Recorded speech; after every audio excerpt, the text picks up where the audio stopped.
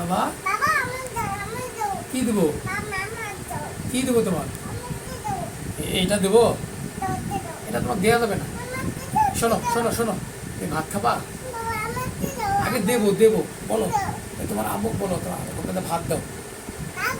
ভাত ভাত খাবেন না? শোনো শোনো, এই তোমার একটা হাই দাও, সবাইকে হাই দাও আগে। বলো সবাই কেমন আছেন আগে বলো। এখানে সবাই কেমন আছেন? হ্যাঁ বলো সবাই কেমন আছেন? কেমন আছেন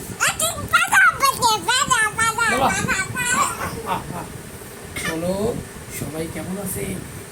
আচ্ছা তুমি ভাত খাবা? শোনো এদিকে শোনো, সব ছেলে এখন মানে ভাত খায়, সব ধরনের খাবার খায়, ঘরের খাবার খায়। ইদানিং বাইরের খাবার বন্ধ করে দিয়েছি, যার কারণে ঘরের খাবার কিন্তু এখন সে ভালো ভালোভাবে খাচ্ছে। তা না হলে বাইরের খাবার যথেষ্ট পরিমাণ বাইরের খাবার খাওয়ার কারণে পেটে মানে এমন ধরনের সমস্যা হয়েছে।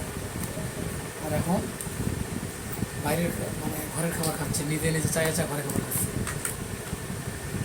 যদি আপনাদের ঘরে এই ধরনের বাচ্চা থাকে, তাদেরকে কী ধরনের খাবার খাওয়ান, বাইরের খাবার না ঘরের খাবার, প্লিজ একটু কমেন্ট করে জানাবেন।